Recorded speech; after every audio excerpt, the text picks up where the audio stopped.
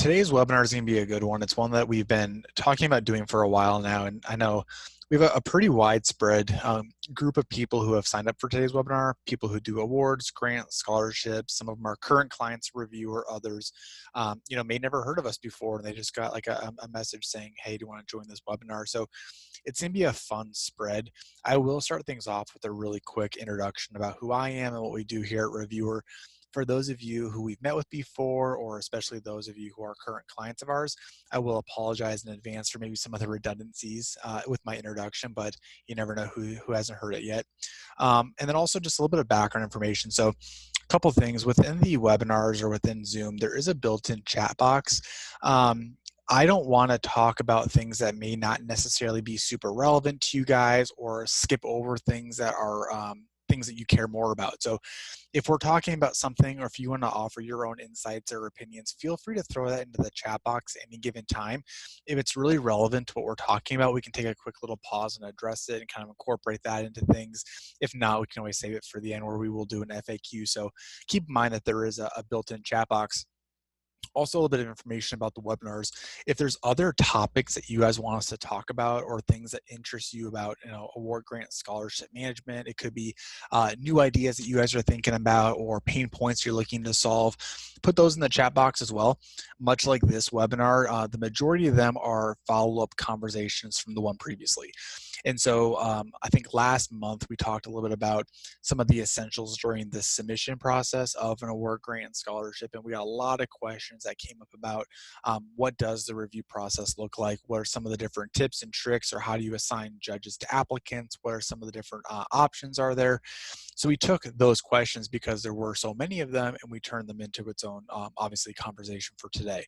So again, if there's things that you guys want to talk about or things that are interesting to you, let us know, and we'll definitely incorporate them either into next month's or the following. So with that said, why don't we go ahead and jump into things? And so again, I just kind of talked a little bit about it, but today's topic is about different type of tips and I guess things that we've seen for reviewing award, grant, and scholarship applications. Now, of course, it isn't just awards, grants, and scholarships, although that's a big part of what we do here at Reviewr, but really any type of online submission management. So conference call for entries, proposals, speakers, things like that. Quick little introduction on who I am and what we do here at Reviewr. So we've been around now for give or take about 7 or 8 years. And what makes us kind of unique and different is that we actually come from a really similar background as you guys. Our team was very involved in part of the nonprofit / association university world. We are part of the volunteer review committees. So back in about 2012, we were the ones who were getting sent in the mail 3-ring binders and emails and Dropbox links and videos. In fact, there was one use case where we had CD-ROMs mailed to us with multimedia on them. And we were the ones who were being asked to go ahead and do the judging and the review and the selection process. Now, back then, there wasn't a whole lot of tools in place that could help us. Not a lot of survey tools. A lot of it was done through paper and conference calls. In fact, there was in-person meetings, which might sound familiar to you guys. And so as a volunteer review member, quite frankly, we had a tough time balancing work and life and our volunteer activities. We knew that evaluating awards, grants, and scholarships required our attention, but it took a lot more time than we had thought, and we either had to not focus on other things that were important to us, or we had to kind of rush through the review process, which I don't think was fair to the applicants. It was one specific use case where not only were we supposed to do a review on the submissions, but we were also supposed to provide constructive feedback and communication to the applicant, letting them know how we evaluated. The thought in that event was that the organization knew that there was a pretty clear cut and dry recipient of the grant and scholarship, but our feedback could help those that didn't receive the award or scholarship improve moving forward. And so at that time, we handwritten all of our notes and feedback into their proposal. And then what we had found out months later is that the applicants never received it as though they were supposed to.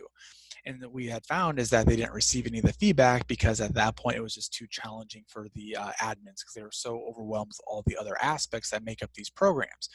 And so that was kind of a kick in the face to us because not only do we invest a lot of time into the process, we actually passionately cared about it. And so it's kind of that experience that led us to build Reviewr Reviewr very selfishly, right, as our own tool to make our own review life easier. And then in that journey, we really started to uncover from people like yourselves perspective, more from like an organizational thought of what goes into these programs, from the intake of the applications to the communication to the judging to the workflows to the reporting, the conferencing, and that list goes on and on. And so at that point, we decided to take our own little pet project to make our own review life easier, and we turned it into a full-blown company. And so we're very thankful for people like yourselves who are current clients of ours, all sorts of different industries, that we can kind of have these conversations. And the best part about what we do here at Reviewr is that no one organization does something the same as somebody else. You guys all have very, very unique programs, but at the end of the day, the concepts are the same. You are still collecting some type of application. It still has to go somewhere, and you guys are still reviewing and making a decision. So how you get from point A to point C is very, very different, but collectively we've seen literally everything. And so we can sit here, in the office, and we can bring you guys tools and features. We call them recipes, recipes for success, that may be things that you guys had never thought of before that we can translate from one client to another. So today's goal, we're going to talk a little bit about leveraging technology. Obviously, as a software provider, we're a little bit biased on that, but leveraging technology to work smarter, not necessarily harder. We want to talk through a couple different review workflows that make sense. There's ways of doing things from randomization to pairing people up based off of award categories to expertise. So we've seen all of it. We're going to talk a little bit about one-stop shopping. The whole idea is to, for the review committee, keep everything into one concise, simple place for them to go, and there's reasons why. And then also mixing and matching. Obviously, at the end of the day, if we can automate scoring in the selection, that's a win. But realistically, we're very well aware that there is some type of communication that goes on amongst your review committee. There's some type of quantitative / qualitative combination happening. So how do you mix and match scorecards with subjective conversations? And then of course we'll wrap up with a Q&A. So to get things running, and again, I try to keep these webinars about 30 minutes or so. So that starts right about now, so 11:40-ish Central Time. But again, if you guys have questions or comments, we can definitely dive deeper into them. So talking a little bit about technology, I know sometimes it's an oversight, and we can talk a little bit about who the technology is meant for. Is it meant for you guys as administrators? Is it for the applicants? Is it for the judges? And obviously the answer is for everybody. But one important kind of thing to step back and think about is, what is technology? Is it email? Is it spreadsheets? Is it online Dropbox links? Or is it a tool like Reviewr?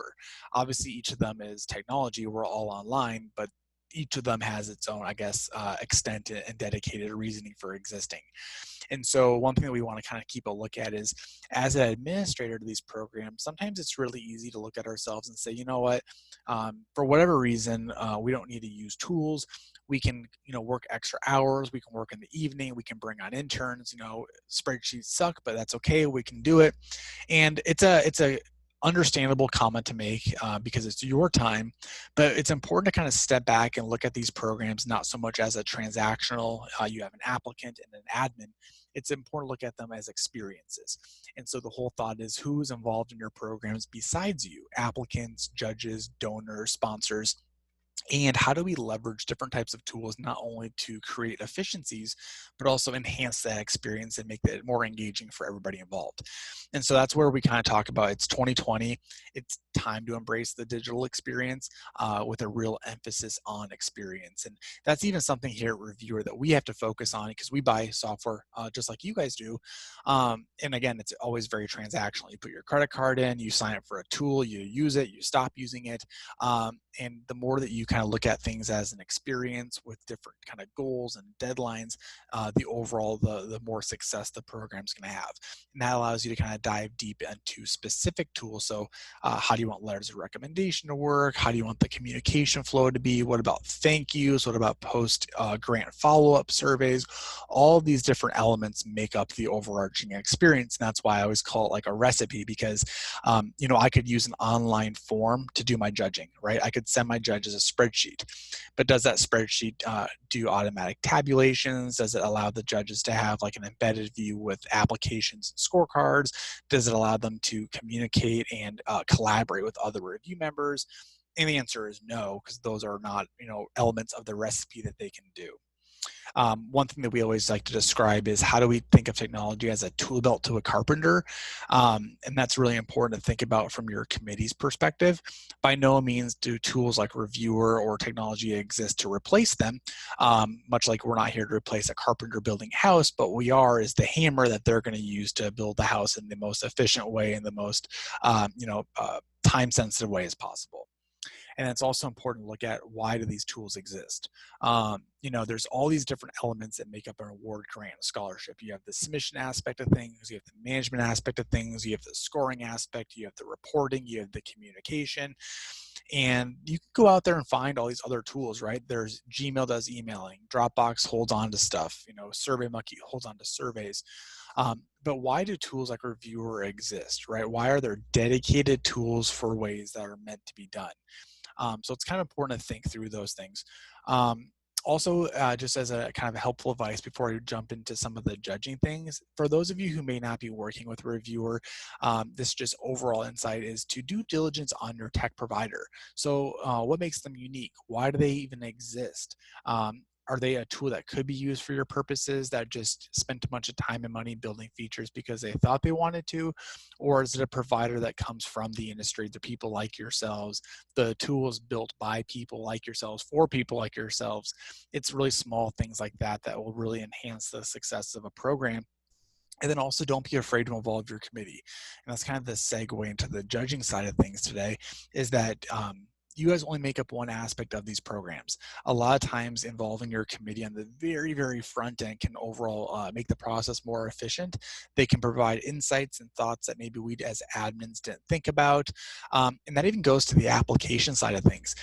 Thoughts and feedback that they have about the selection process will absolutely dictate the type of data you guys capture, the workflows, the time spent doing things, how much data is being captured, how many judges do you guys need, right? Are those things that we even know? Do we survey our judges to kind of figure that stuff out?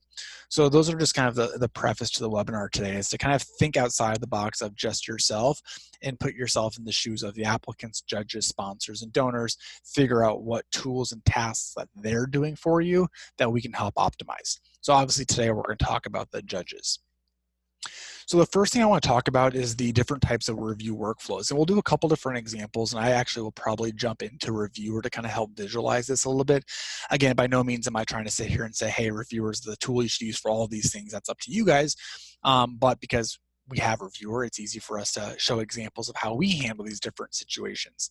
But when it comes to the review workflows, there's probably 5 or so really common things that we've seen, and we'll kind of go through each one of them. One of the things that we are seeing less of, but we still see quite a bit of, is your review committee reviews every application.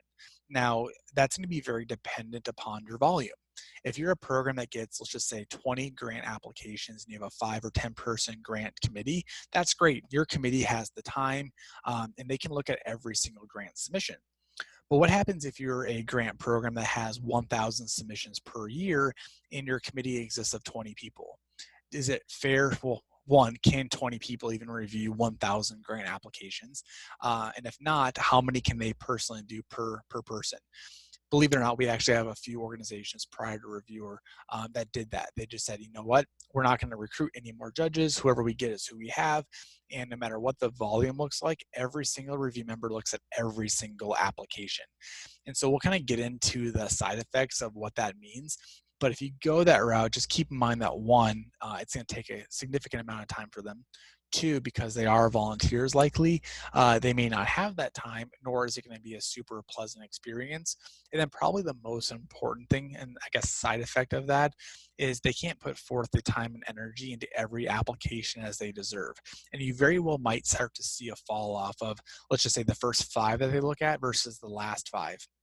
Those first 5 might be way more diligent. They might put forth a lot more time into it. And so your judging results could very well be skewed.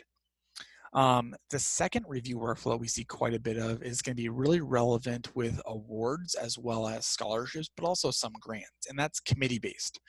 So if you're an association that does, let's just say 15 or 20 different recognition awards in a year, each award provided might have its own dedicated award committee. Now, of course, some committee members might be part of different awards. You might have carryover.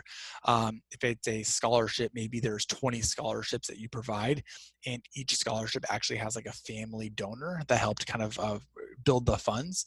So in that role, maybe each committee is that family foundation. That's a pretty common way of doing things because a couple things are going to happen. One is it's going to be a little bit more specific. So you have committees who are focusing on just their award, grant, or scholarship. Two is even though you still may run into a challenge with volume, which is a good challenge, that means you have a lot of applications per category, at least you're going to kind of chip away that it's broken by committees. So if you have 100 applications, now they're spread out over 5 different, we'll just call them groupings. And it's also nice because a lot of times you guys can help I guess, bring on other people to help manage the program. So you might have like a committee chair. So you guys might be the overarching admin, but each committee has its coach or its team captain, right? And that team captain's in charge of making sure the other judges do their scoring. They're the ones who help do follow-ups for those that might be procrastinating. And they may be the ones running reports and helping kind of justify who the results and the winners might be. So that's another, I guess, pro behind that. The next one actually goes hand in hand with volume and role. I think we're going to combine those all into one conversation because they kind of already spoke about that. And this is probably the preferred methodology of review workflows, and it's combining these different things. So you might still have judging committees, but what happens if you have 100 submissions and the committee consists of 5 people? Well, it's great because you have a committee, but not so great because those 5 people have to look at 100 proposals, and that might be too much for them. So now we can start to talk about like randomization or how do you assign submissions to review members. Maybe it's based off of last year's survey, and the judges said, you know what, I'm comfortable doing 15 apiece. So maybe you assign those review members 15 submissions. Or maybe you go back to the first bullet, which is everybody reviews everybody, but then you still run into the problem of volume. So what if you say, I want to take all 30 review members and I want to evenly distribute a random number of submissions to them? Because it's random, there's no biases, and because you're auto-distributing, you can actually say, you know what, I want each review member to have no more than 15 because, look, they told us that that's the most that they can do. So that's one thing. And then one of the more hyper-specific things we've seen this is very, very relevant to grants, probably not so awards or scholarships, is role-based. So if you are like a medical nonprofit on the call today, and maybe you guys give it a grant and they're all hyper-specific on the type of medical research or the field of study, maybe you have like an external review team who are experts in the field, and you pair up submissions to a review member based on expertise. So again, in a perfect world, you guys combine some of those, either role, committee, or volume, and then do auto distribution and randomizations. I'm going to kind of skip the how we can manage these. I'm going to jump into Reviewr for that. But I do want to kind of look at, we already talked a little bit about the side effects, but again, the need for a multi-phase process is to help avoid overworking the judges. So it could be as simple as these submissions come in, maybe you go to the very, very most rudimentary review process where every member reviews every submission. You guys can still help out, right? As submissions come in, maybe do a quick little thumbs up, thumbs down based off of quality of work or the incomplete versus completed proposals, or maybe there's like a set of eligibility criteria and a big bucket of applicants aren't even qualified. So by first looking at your submissions and kind of weeding through them, you can at least narrow down the number that are going to go to the review process. Another thing that we've often seen is you split the review process into 2 phases. Phase number 1 is a really basic scorecard, 1 through 5, 1 through 10. It helps kind of separate the top clear and obvious, I'm not going to say recipients because it's only phase 1, but you can kind of cut a line in the sand of, hey, these are the people that deserve a more close look versus those that may not. And so you kind of go through that process, and then you can advance those people into phase 2. And then phase two could be, you know, a more specific judging committee. It might be people from your board. And then at that point, maybe you start to get more complex. You have weighted scoring in your applications or your scorecards. You start to do more Zoom calls, and you have like a more, I guess, subjective conversation behind them. But again, you're not changing the review process. All you're doing is vetting people before they get there to narrow that, I guess, group of people down. So now I'm going to quickly jump into Reviewr, and we're going to kind of talk through what does this even look like, and then also more importantly is what type of tools do you guys need to look for that offers flexibility, because again, the world isn't perfect. It's not black and white. You're going to have review members who drop out. You know, there's going to be conflicts of interest. You need to do some reassignments. I guarantee that your judging committee will procrastinate to an extent. So how do you look at what judges are done versus who's not done versus who's never even logged in? How do you send them reminders? All of those are things that are going to be important to take a look at. Again, we talk about the review process as just one element of the overall program, and these are all, I guess, recipes to make that process as efficient as possible. So really quickly, and again, we're just going to kind of quickly glance at this because I am a very visual person. Within Reviewr, we deal with judging workflows as groups. I always describe it as a bucketing system, and it's the most easy way to discuss this. And it's a really powerful tool because what ends up happening is you guys can create automation or triggers that will start to automatically bucket people for you guys. So for example, if you're an award program and you have 15 different awards, during the submission process, the system's going to say, hey, because this person was nominated for award XYZ, it's going to automatically bucket them with everybody else who chose that award. Same thing goes for scholarships and grants. If I'm nominating or applying for scholarship 1, 2, 3, it's going to put me in a group with everybody else who chose scholarship 1, 2, 3. Probably part of a different webinar, but that also gives you guys the power to have really hyper-specific questions as well. So each of those buckets can say, oh, because you're part of this award, I'm going to ask you these questions that are only relevant to that program. So what ends up happening is you have this bucketing system where you have all these different buckets, either based off of the awards, grants, scholarships. It could be your different committees. It could be your different expertise, all the things that we just spoke about. And those buckets are now full of people. Again, you can move people around. Sometimes people might be nominated for the wrong place, or they change their mind. Maybe they're in more than one bucket. That's all fine. But now what you're going to want to do is, now that you have a bucket full of people, you want to assign that bucket to review members to actually do their judging. So in this example that we're looking at, each of these buckets is full of a review committee. Now again, you can do it based on expertise, by committee members, by volume, all different sorts of ways that can happen. But what we can actually do is, if we open up one of these buckets, it's going to show us what's happening. So for example, here are all of my entries into that bucket. Again, these could be scholarship applications, it could be grants, it could be award nominations. These are my applicants. And then here is my review committee, and right away it shows me how many submissions are given to each review member, and vice versa, how many review members are assigned to each submission. So if we want to start to leverage like automation, I can say, you know what, let's pick all of my applications and I want to auto assign.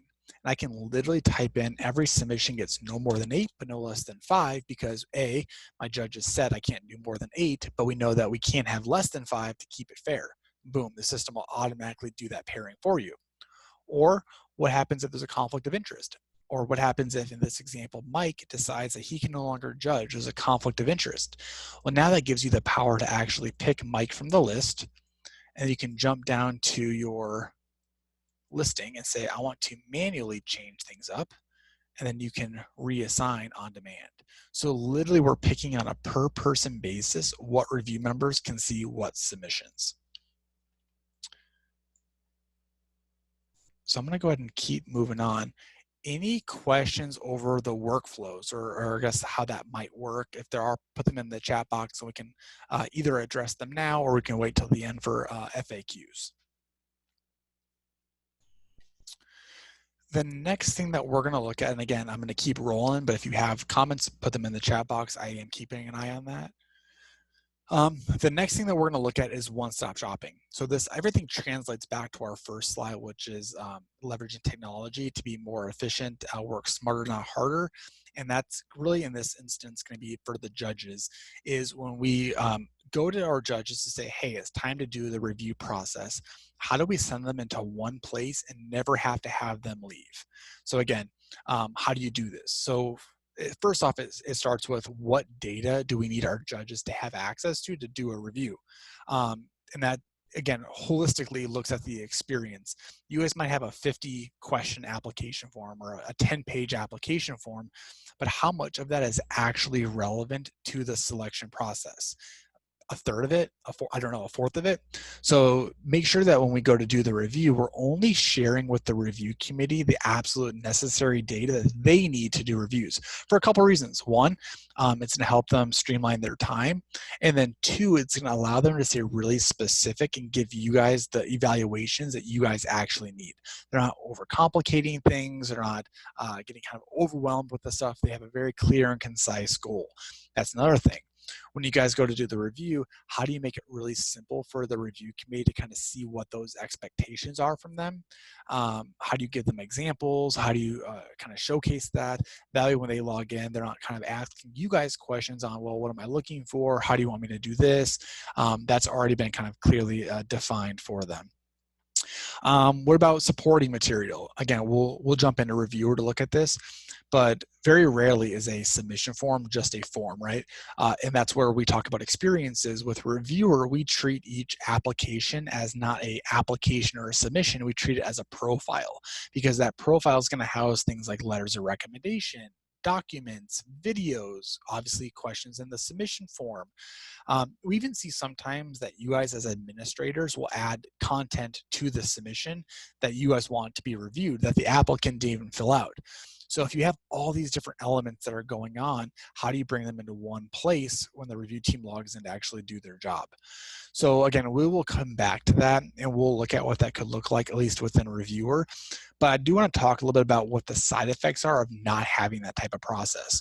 So if you guys are sending people to Dropbox to look at the applications, and then you have to open up email to get the spreadsheets for scoring, and then go back to Dropbox to download the supporting files, are we at a risk of losing data?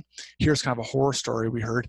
It was somebody doing a scholarship, and they filled up a Dropbox folder with all the applications that the review team was supposed to look at. Well, because they were collecting submissions through Gmail, they actually forgot to look at a couple of them, so they never put them into Dropbox. And so when the review team came in to do their scoring, even though they reviewed all the submissions, they forgot one because it was never given to them. So in this instance, there's a scholarship applicant who was never reviewed, and they never even had a chance to receive the scholarship.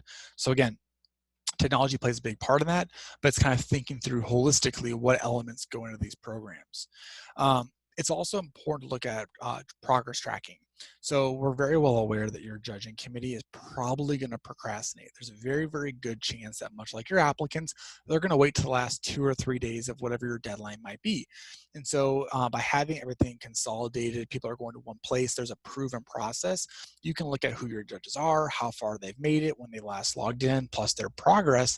That way you guys can send them reminder emails and usher them along, or maybe they're having challenges or they are going to drop out. It allows you to kind of get ahead of that before it becomes a concern for you guys. And then lastly, it's important to look at the big picture. So in a grant specifically, you go through a submission process, you do your review, but there's often another element. There's a post-grant follow-up survey, there's post-follow-up reviews that happen. And so you don't want to use a tool to power part of the process and then in 6 months having emails come in and then spreadsheets and Dropbox links. You want to make sure that that profile that's being reviewed grows with the program. That way, if it needs to be re-reviewed again or given to other review members, you again have everything in one place. It becomes more important if you actually have to compare early data to late data, because now when that review team comes in, because it is all consolidated, it's almost like a linear timeline. They can review the entire life cycle of that profile or of that application. So this is probably the last time that we jump into Reviewr, but here's an example of what I mean by keeping everything in one place. So When a review member logs into Reviewr, they have kind of like a menu, right? They're able to see instructions and dates and deadlines, things that you want them to see, as well as some type of attachments. It can be really specific. Obviously, videos of how to use the tool, or maybe you want to give them a parking pass because they're coming to an annual conference. Maybe you want to include like a gift card, like a virtual Amazon gift card. You can have them embedded in there just to thank them for their work. And then of course the actual menu itself is very clear of these are the submissions that the review is supposed to look at. It's all color coded because me as a review member, I'm not going to do this in one sitting. I'm going to do a couple of them. I'm going to go have dinner with my family. I'm going to come back and finish in the evening. So you have to make it really simple for them to see who they've already evaluated, where they left off. Again, everything in Reviewr is custom to your workflow. Sometimes it's just going to be complete versus not complete. Other times, like in this example, it's going to show you what scores were given. That's also really important, is because a lot of times when the review team comes in to do their scoring, they're going to score the first few of them, and then as they evaluate more and more, they're going to start to get a better understanding of what to be expected from them. They have like a reference to compare against. So a lot of times when judges are done, they actually come back and look at their highest to lowest scores, and they might reevaluate the high and low scores just to kind of redo it based off of the knowledge that they've gained. So to make that easy for them. But as a review member, when they come in here and they click on the name of a profile, it's really important that everything is available to them in one spot. What we want to see is we don't want our review team coming and going and leaving the platform. So I'm going to go ahead and click on, let's see this example down here.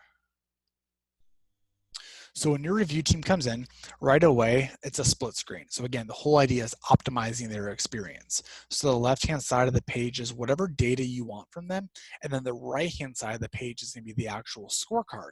Scorecards, of course, are custom, so thumbs up, thumbs down, 1 through 5, 1 through a million, weighted scoring. Maybe the scores don't even exist. Maybe it's just a bunch of comment boxes. That's great. So the review team can come in here and they can look at the data in the submission form. In this example, we have PowerPoints, we have PDFs, we have videos, we have images, we have letters of recommendation. So in Reviewr, all of those get added as attachments. So as a judge, I can actually click on View, and it embeds itself right in front of me. So why do we do that? Well, if they're traveling and they're using their iPads, or if they have a Mac versus a PC, what happens if your applicants are submitting like letters of recommendation or short answers in PDF format, text format, Word format? How do you keep transparency as well as, I guess, consistency amongst all of your data? You embed it.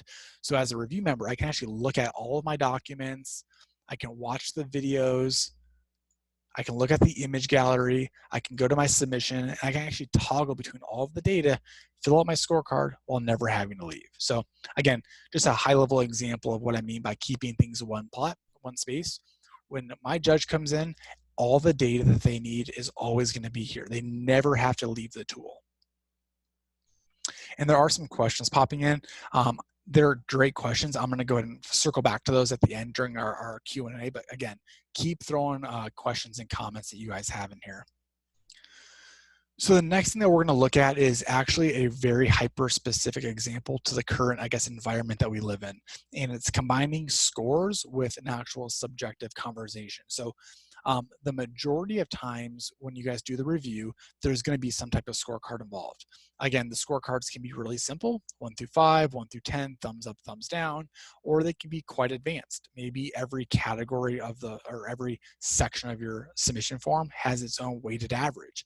If it's like a member recognition award, maybe you guys offer higher points for members who have donated or paid higher dues or attended conferences, right? Lots of really creative ways that you guys can do your judging. But you have to have a way of building scorecards that kind of account for those as well as automate them. One thing we want to avoid doing is if we are using scores, having you guys manually tabulate them. And I do consider spreadsheets as manual. And the reason being is that you guys need to do the formulas and do the summing. What happens if your tables are off by a column? Or what happens if you forget one small thing? Anytime you manually manipulate scores, either during tabulation or during conversation, it has the potential to kind of throw off, I guess, the overall transparency of the program. So that's, again, where a tool like Reviewr becomes really powerful, is that you guys don't have to worry about that. You tell the system how you want results to be reported, and the system will kick out the results without error during those scores. But kind of going back to the bigger picture. So right now we live in a time where there's definitely going to be scorecards. But 6 months ago, a lot of times these review processes would culminate during annual meetings. You guys might bring in like the judging committee to in-person conferences. That can't happen right now. So a lot of you guys are transitioning to things like Zoom, where you have all of your committee members join a conference call and you guys talk through the submissions. That's great. But how do you prepare your judges for the Zoom call? How do they attend already being prepared, knowing what other judges have scored, what other judges have thought about? That way you guys aren't spending 8 hours on a phone call, but instead you're spending 2 hours because people came ready to go. So obviously things like sharing results with one another, allowing the judges to log notes. So I'm not talking scores, they actually type in their feedback. And that way when another judge looks at a submission, they can see the feedback, they can see how other judges were thinking, they can share that, they can virtually collaborate with one another.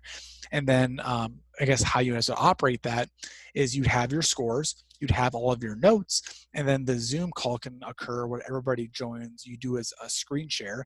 And then on that screen share, what you're going to do is you're going to pull the listing of the results, and it's going to be very transparent. It's going to say, based on the math, here are the high and low rankings per category. And then if you want to, it can show total scores and averages per judge. So it could say, you know what, Paul, you gave a score of 70, but Ashley, you gave a score of 20. That's a huge discrepancy. So let's go ahead and now open up each one of your profiles. Let's look at each one of your scores, and then let's talk a little bit about why you scored it the way that you did. Or if they are prepared, Ashley can join the call and say, hey, I scored this way, but in doing so, I noticed that Paul gave a score of 70 because of this. I totally get why, but here's my reasoning. Again, it's all about being prepared and sensitive to their time if they're going to be having these conversations. And then one last thing I wanted to talk about is normalization. Reviewr actually has reporting that can do this, but there's no lie that each judge is probably going to score differently. Some judges might just be more critical judges. Some might be a bit more lenient.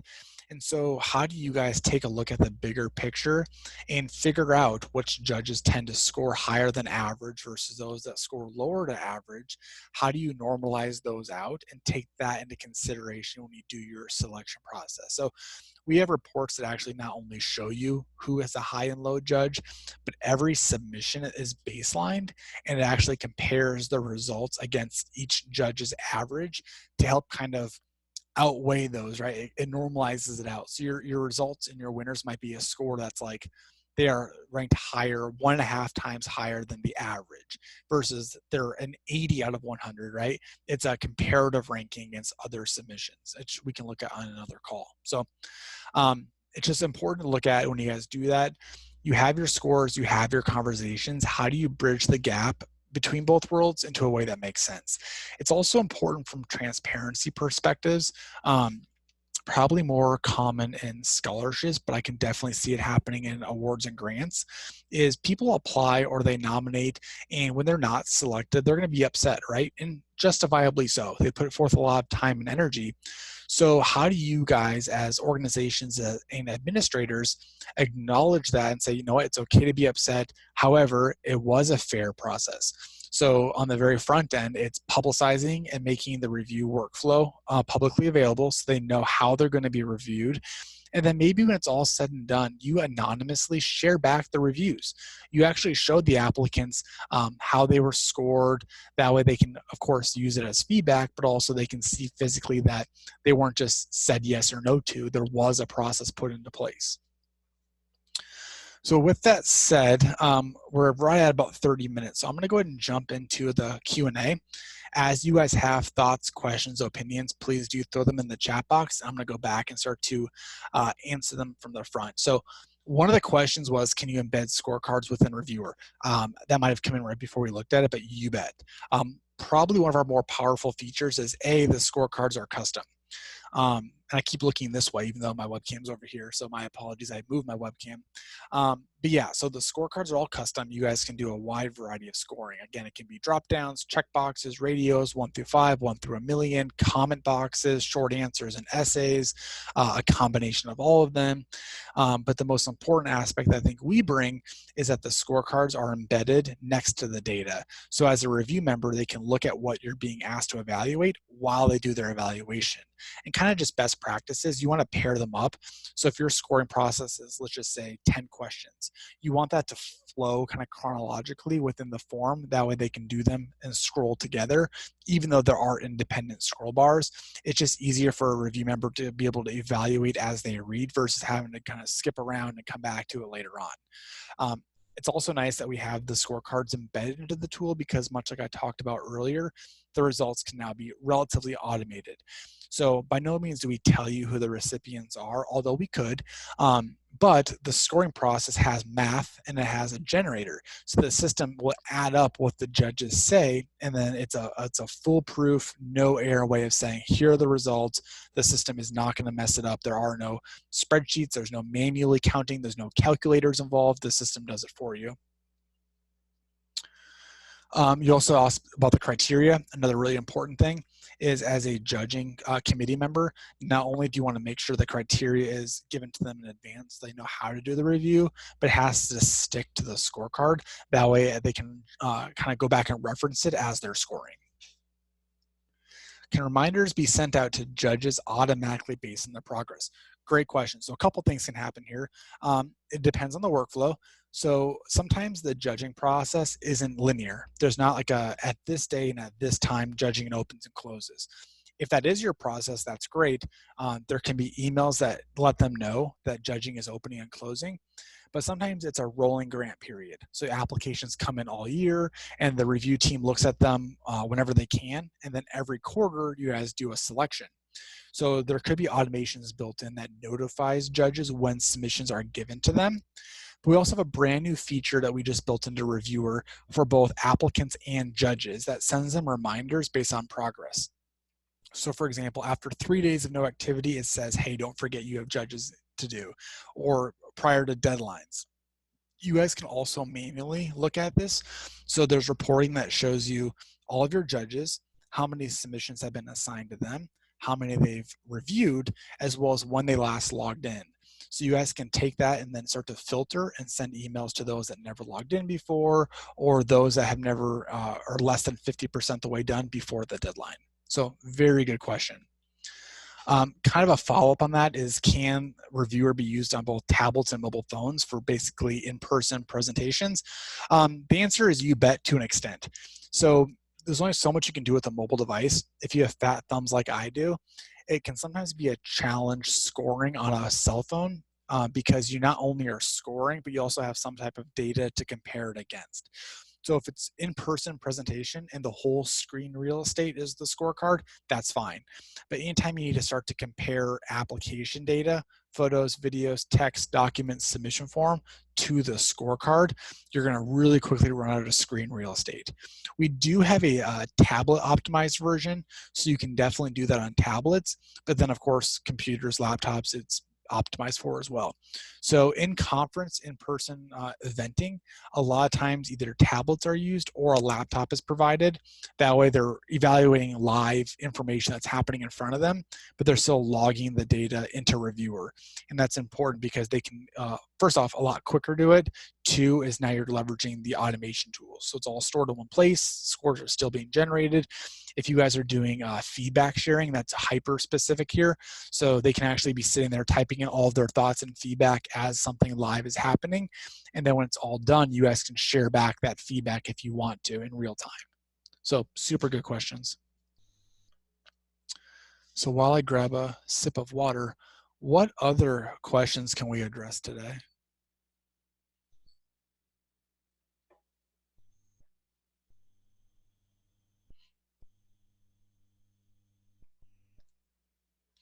And again, today's goal is to talk a little bit about the judging workflow. So one of the main things I wanted to touch on was how do you assign submissions to review members? Again, with or without Reviewr, it's a hyper important topic to talk about because it gives you us the control of who reviews who. There's privacy that comes into play. There's time on task. There's expertise. So it's a really important to talk about that. And then I think the other big takeaway is having everything in one place. But if there's other, I guess, judging questions you have, what type of scorecard should we be using? How long should the scorecards be? What type of data? Blinding data. So if it's a scholarship or grant, you obviously have to look at how do you blind certain confidentiality from the review team, demographic info, personal names, stuff like that. All things, of course, we can do within Reviewr, but we can spend some more time talking about that if you'd wish.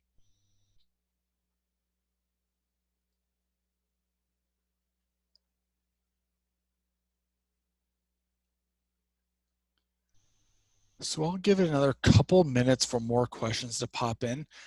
As I am waiting, I will kind of just talk about a potential future feature that we're exploring. You guys will be the first ones to know about this. And to preface it, it's not done and it's just now being worked on. So it's still a ways away. But we are looking at ways to integrate things like Zoom or video conferencing into Reviewr. That way, as your review team is using the tool, maybe you want them to video conference amongst each other, so allowing the review team to collaborate. Ways for you guys to launch review meetings in the system where obviously you already have the scores, but allows you to have that subjective conversation. Another potential use case might be for a scholarship or a grant. There might be like an interview process where you guys as admins or judge want to actually interview virtually the applicants or converse with them. You could launch those Zoom meetings in the system. So again, no timeline. It's something that we're just starting to work on, but kind of a sneaky little peek of some of the things that we're working on here.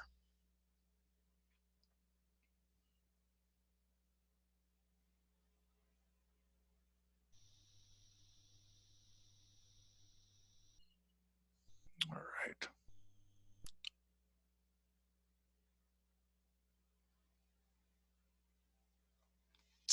And I'm actually going to go ahead and unmute somebody. It looks like they might have a question, which my gut tells me it's probably a bit more complex than typing out. So I'm going to go ahead and unmute Ed here real fast, and we'll hear what he has to say.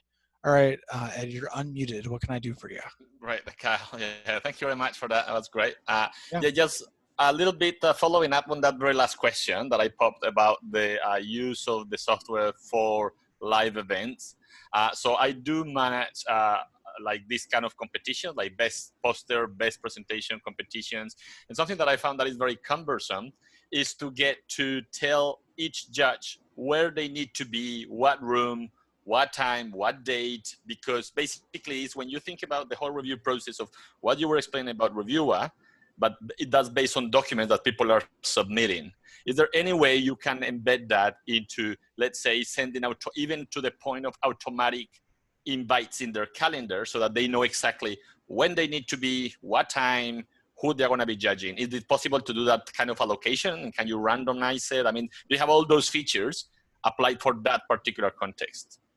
That's a great question. I can probably speak a bit more intelligently about that here in a few weeks. We are launching, so we have a new client of ours, and it's a massive multi-thousand person student poster contest that's supposed to be at a conference. And because of COVID, the conference is now going virtual. And so we're working with them to build out a bunch of brand new features to help serve their needs. And it's going to include things like sessions, time slots, judging rooms, things like that. But at its core now, there are ways that we can do things like that. So we have the entire bucketing concept in Reviewr. I very briefly glanced at that, but there's also a concept of sub buckets and labels. And so we have a lot of clients that will do buckets that are time slots. And then the labels might be like the type of presentation or the room itself. And so when the review team logs in, they're able to visually see, again, it all depends on how you configure that. They can visually see what submissions or posters that they have to look at based off of time, room, whatever that looks like. And then of course the judging would happen within Reviewr. But yeah, there's a lot, we can talk offline if you'd like to a little bit more about your specific use case, but it depends on how much of it's going to be happening in person versus how much are going to be happening virtual. We also have a public showcase page, which we probably could have talked about from the judging perspective, because it is another methodology of doing judges. So in Reviewr, you guys can actually take submissions and send them to a public page. Now, you guys control that page. So at its core, it's going to be a bunch of filters. So in your use case, it could be rooms, time slots, type of poster. That way, when you go to this, you can filter and search by what you actually want to look for. And then it's going to have like the name of the submission, 140 character abstract, and then some type of visual. So logo, thumbnail from a video, could be your poster in this case. It could be like a thumbnail of it. And then it allows the review team to click on it, and then it opens up the submission. You guys can control what actually opens up. So if you're collecting 50 data points, maybe only 4 of them are going to show up on that page. You guys can pick and choose what that is, but it allows them to look at the presentations. There's image galleries, it plays videos. So if you want them to look at the poster there, you could. And then there is a built-in judging mechanism if you want to use that as well. Some people turn off judging. So I say public showcase because things like grants and scholarships and awards, they just pick the recipients and put them on that page so their general audience can go there and look at who the winners were. But others will actually send them to the page and do judging that way. You guys can track who the judges are. We track email addresses, IP addresses to keep things fair. They have to log in to do their judging. Judging can happen a lot of different ways. Scorecards, thumbs up, thumbs down, stars. So that is a really common thing that we're seeing for virtual poster contests is posters come in through Reviewr, you guys manage them, and then instead of assigning to judges, which you still could, they just go to this public showcase page. Judges go there and they could filter. And again, not to get too much on a rant, if it is an in-person poster contest, maybe that's a way for them to in advance look at what posters are in what rooms and what time slots, because it's a way to filter it. So again, just kind of talking a lot of different things that we could do.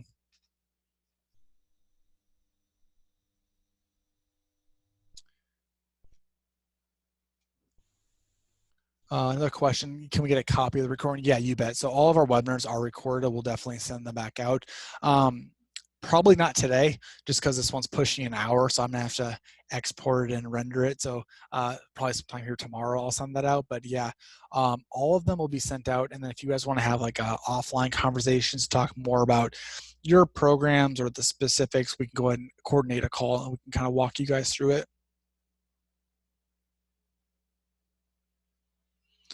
So I'm gonna go ahead and give it another about a minute or so, but if there's no other questions, again, we can wrap things up. Typically, we do webinars with other members, other clients of ours, and we do them together. We're revamping how we do our webinars. For July, we're actually gonna have probably 3 different topics. You guys can come to all 3 of them if you want, but instead of inviting you guys to just one topic, there's gonna be a page where you can sign up for multiple. There are some clients of ours on this webinar, there's also people we've never met with before. That's great too. Even if we've never met, if you guys want to host a webinar with us, if there's topics that you guys think your audience would find valuable, we're all about bridging the gap between award, grant, and scholarship management and then the people who run them. So the more that we can bring people on who are experts in the space, who know more than what we do, who can offer different insights, we'd love to have you guys. So let me know if that's something you guys are interested in. We can kind of talk more about that too. So with that said, it looks like there's no further questions coming in. I'm going to go ahead and end this. Again, look for an email from me either today, probably tomorrow, with a link to watch this. And then again, in that email, there's going to be a link probably to either my calendar or our team's calendar.